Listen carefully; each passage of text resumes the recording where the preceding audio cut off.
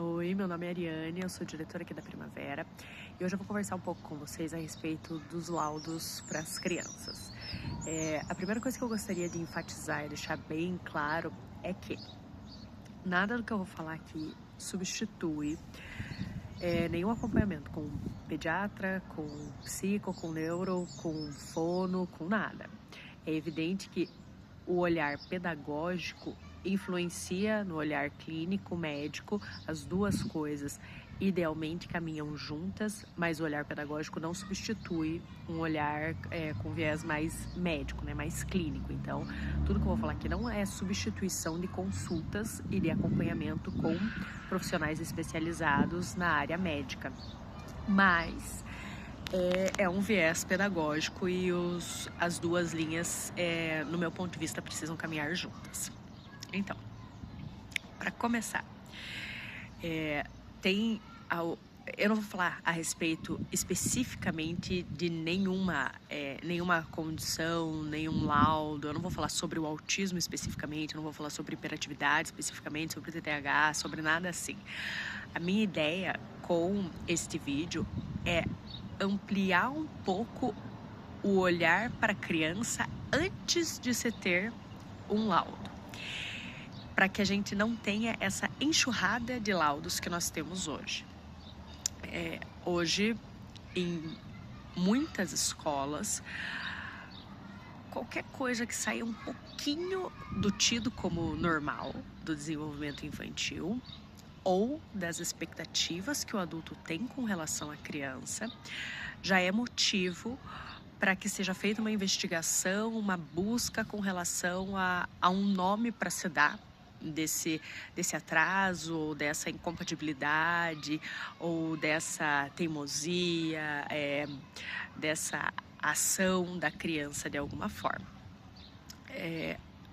Eu não penso assim, e aqui na escola nós não trabalhamos dessa forma. Eu até costumo brincar um pouco que se a gente pegar hoje dos 100 casos de crianças que tenham algum laudo, se a gente pega essas 100 crianças, coloca elas todas juntas, um espaço com grama, um grama real, né, que tem terra, que a criança vai aterrar o pezinho, não em grama sintética, deixar elas 3 dias sem televisão, sem açúcar e correndo, pisando na grama, com o pé na terra e podendo gritar, podendo se movimentar, metade dos laudos cai por terra.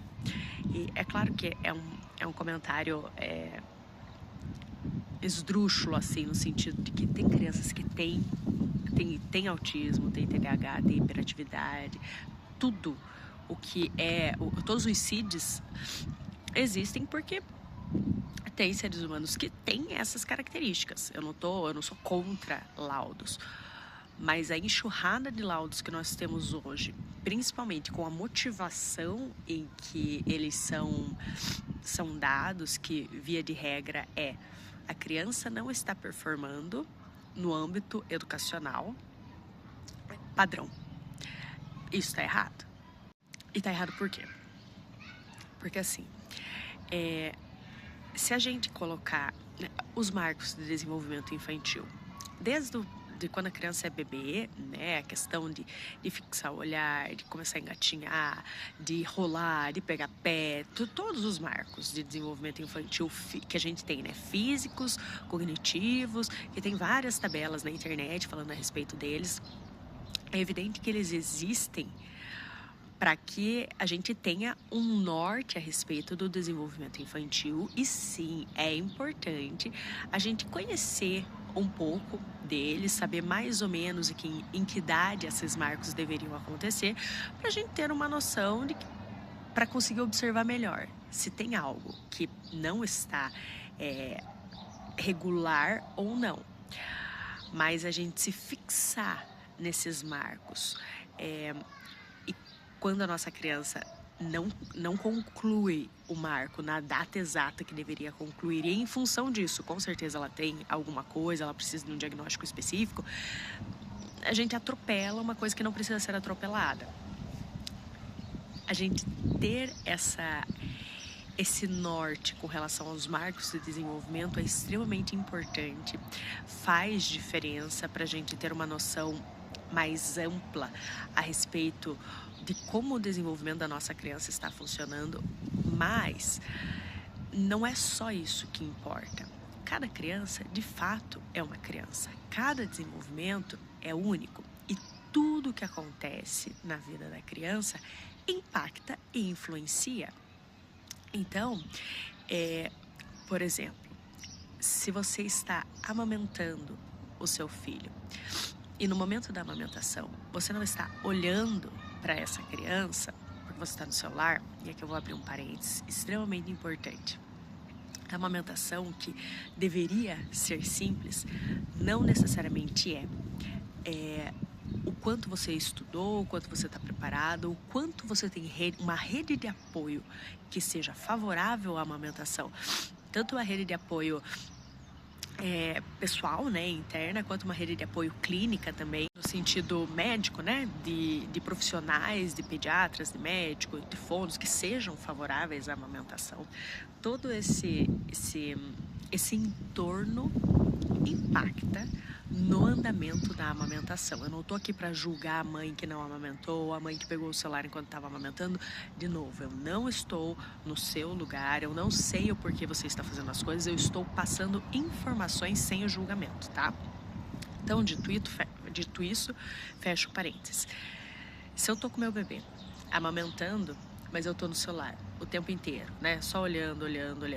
Se enquanto a minha criança tá no momento de extrema vulnerabilidade e conexão, eu não tô olhando para ela, talvez isso impacte tanto ela que ela tenha dificuldade de olhar no olho de outro ser humano, né? De outro adulto. Pode ser. Eu já conheci casos reais de crianças que não olhavam, não faziam uma conexão diretamente, né, no olhar, mas isso não significava que ela tinha autismo.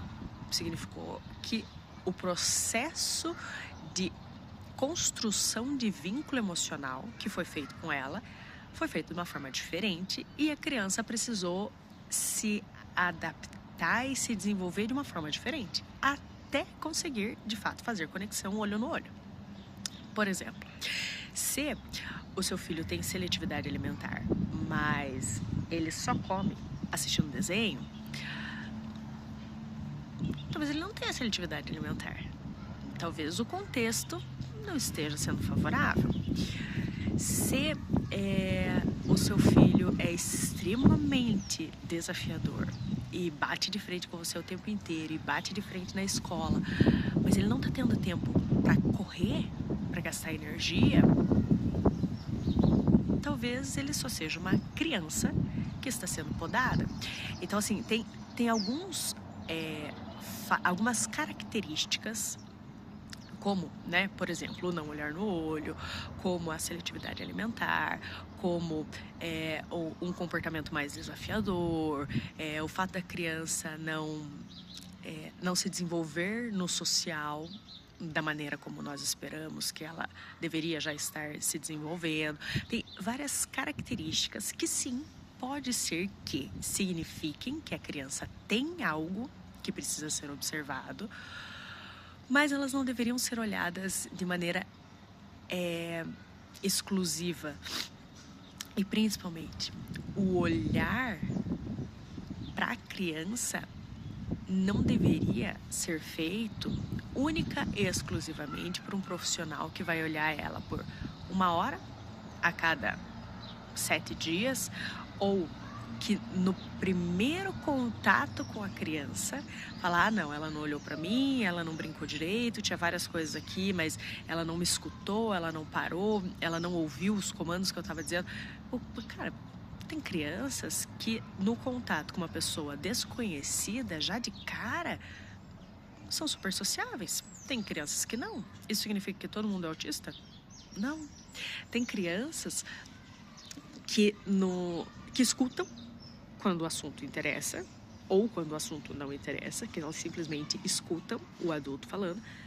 E tem crianças que não, que depende de inúmeros fatores. Se a brincadeira não está mais interessante, se aquele assunto interessa, isso significa que a criança tem déficit de atenção? Não. Sabe, a gente tem várias situações hoje que, de novo, Tem crianças que sim, precisam desse olhar diferenciado, porque o desenvolvimento não está regular, são crianças atípicas e precisam de um acompanhamento especializado. Mas não são todas. E principalmente a forma como se chega até que criança é atípica e qual criança não é, precisa ser revista.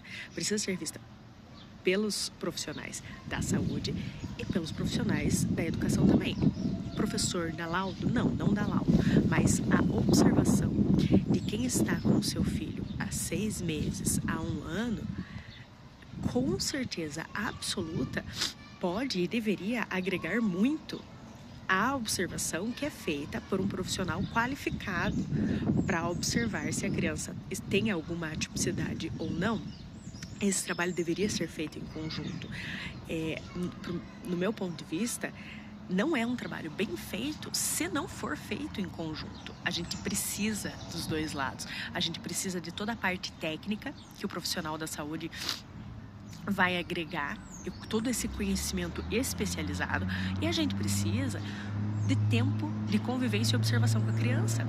Se a gente não tem... Se a gente não tem esse tempo de convivência, esse conhecimento a respeito daquela criança, daquele ser, do fulano, da Maria, do João, a gente vai acabar. Preciso espirrar. Desculpa, gente. Essa mudança de clima, eu tô espirrando e com o nariz escorrendo. Eu tenho feito umas mini pausas pra eu não ficar espirrando no vídeo, pra não ficar ruim, mas agora não conseguia segurar antes do espirro. Tá. Voltando. Se eu não olho a Maria, o João, o Pedro, se eu olho o Cid, eu não tô dando um diagnóstico preciso a respeito da Maria, do João, do Pedro.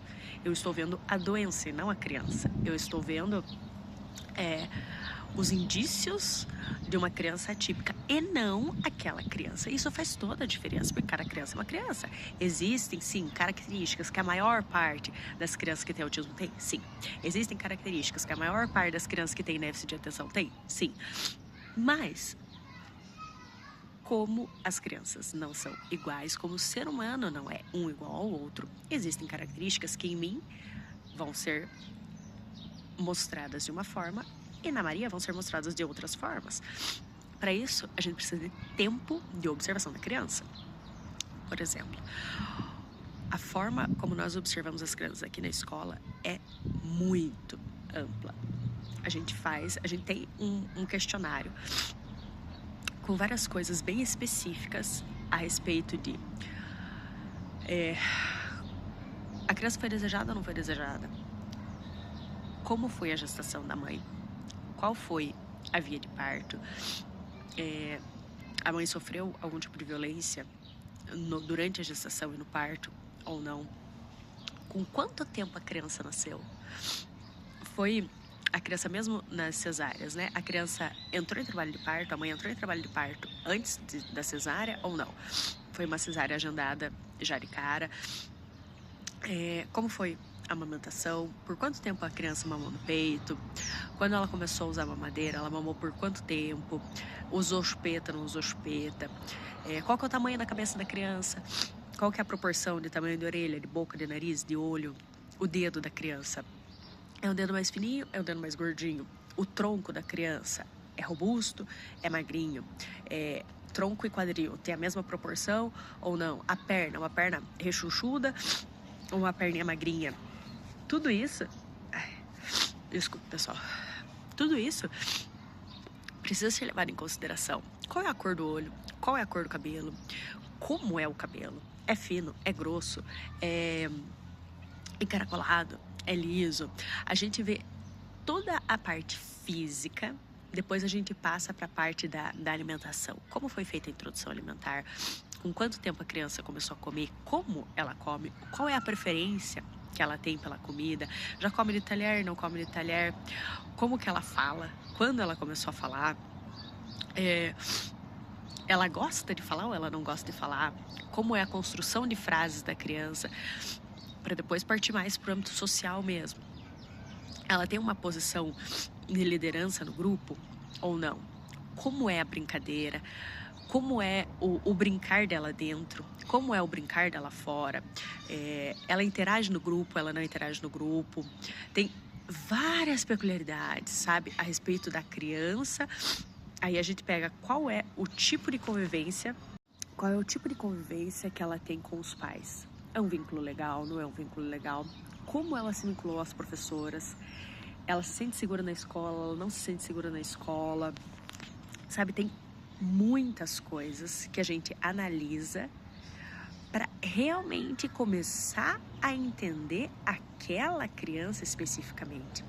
E, por exemplo, quando a gente fez essa observação, a gente tem professoras aqui na escola que têm filhos, eu tenho filhos aqui na escola. A observação não é feita por uma professora só, é feita por todas as professoras que convivem com essa criança. E, no caso dos meus filhos, eu não fiz a observação deles, porque é muito complexo a gente conseguir fazer a observação de forma fria e objetiva, analisando fatos, sem o nosso subjetivo minando e norteando como a gente olha a criança. Porque essa questão de você conseguir observar a criança, observar as características dela, não é tão simples assim. É muito comum, quando a gente está fazendo a observação de qualquer situação, né? Não só da criança, mas de uma situação, de outro adulto e tal, o nosso olhar estar permeado pela nossa subjetividade. Então, eu estou olhando o João, mas eu estou olhando o João com o olhar permeado de toda a subjetividade, de todas as vivências da Ariane. Se eu for fazer a observação dessa forma, eu não estou olhando o João. Eu estou olhando o que eu vejo do João, o que eu entendo do que eu vejo do João. E não é esse o ponto ainda. Para a gente chegar nessa parte de compreensão e de diálogo e de troca a respeito de algumas características da criança, antes a gente precisa olhar a criança, olhar o João e ver o que são fatos a respeito da vida do João, da biografia do João. E a partir do momento que a gente tem essas informações, a gente conhece muito melhor a criança e fica mais claro se de fato ela tem algum atraso no desenvolvimento dela, levando em consideração, por exemplo, a tabela dos marcos de desenvolvimento, ou se para aquela criança específica, em função de isso e aquilo, por exemplo, da forma de nascimento, de como foi a gestação, de como foi a introdução alimentar, se a criança teve doenças na infância ou não teve, se precisou passar por cirurgia ou não, levando em consideração todas essas peculiaridades e essas particularidades, entendi, é por isso que ele não está falando ainda. Não é porque ele tem um atraso, é porque aconteceu isso, e ele não se sente seguro ainda para falar. Ou ele tem uma dificuldade a mais para falar, mas não significa que ele precise de um acompanhamento com fono já. Só a convivência com outras crianças, por um pouco mais de tempo, vai fazer a chavinha virar. Sabe, tem muitas coisas que a gente consegue entender do desenvolvimento infantil sem que isso signifique que ela é uma criança atípica. Por exemplo, as crianças que nasceram na pandemia, elas são diferentes. A imensa maioria das crianças que nasceram na pandemia, que estão hoje, né, com seus 4 anos e pouquinho, que nasceram e tudo fechou, ou que nasceram durante o ápice ali da pandemia, as crianças são diferentes, elas têm características diferentes, o socializar delas é diferente, o quanto elas exigem ou não de atenção dos pais é diferente, a interação, o estar à vontade com toque é diferente, o quanto elas ficam à vontade com pessoas desconhecidas é diferente. Você consegue, num grupo grande de crianças, você consegue identificar quais são as crianças que nasceram na pandemia sem precisar saber da data de aniversário das crianças, porque é diferente.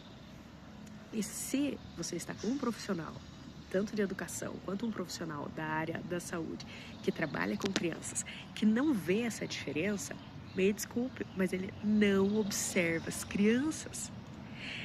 Porque não teria como ser uma criança com as mesmas características. Uma criança que nasceu na pandemia não tem como ter as mesmas características de uma criança que nasceu antes da pandemia ou agora, depois da pandemia, porque o momento que estávamos vivendo e influenciou as mães na gestação, e influenciou as vias de nascimento, e influenciou o contato físico com as crianças, tanto de pai e mãe quanto de pessoas de fora, e influenciou o convívio social.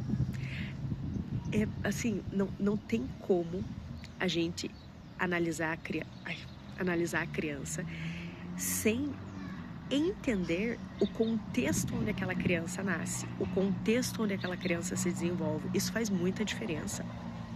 E hoje, né, eu acredito de verdade que a enxurrada de laudos está acontecendo não porque a gente tem mais crianças doentes ou tem mais crianças atípicas, não, é porque o mundo está cada vez menos apto para as crianças. Uma criança que chega na escola depois do almoço tem que sentar para fazer exercícios. Ela fica fazendo exercício, tem uma outra musiquinha mecânica e daí uma aulinha no tablet e tal. Aí ela vai pro recreio. No recreio, em algumas escolas você pode correr, em outras escolas nem isso você pode fazer. Mas você vai no recreio e come o quê? Uma bomba de açúcar, né? Tanto salgado quanto doce mesmo. Você come açúcar em tudo. Você toma açúcar, come açúcar de todas as formas possíveis. E depois você volta para onde? Para a sala, para sentar na sua carteira individual. E você precisa ficar sentado até o final do dia. E daí você tá pedindo para uma criança que acabou de ingerir muito açúcar, que daqui a pouquinho o corpo vai dar um boom de energia, de adrenalina, que a criança vai precisar botar para fora. Você tá pedindo para ela ficar parada. Aí a gente tem as crianças que seguram o corpo e que ficam paradas, mas a cabeça tá mil. Mas fisicamente a criança consegue ficar parada. E a gente tem as crianças que não conseguem ficar parada, que não conseguem se controlar.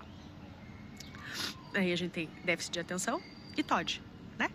A gente tem a criança que está desafiando o professor o tempo inteiro, que não está quieta, que quer sair, que quer cutucar o outro, que não para, de jeito nenhum. E desafia todo mundo e tira todo mundo do sério, porque ela não sabe se comportar, ela não sabe ficar parada. E a gente tem outra criança que não consegue prestar atenção em nada, que tá no mundo da lua, que tá em Nárnia o tempo inteiro. Será que a gente está observando essa criança de verdade? Ou será que a gente está observando o contexto ao qual a criança está reagindo?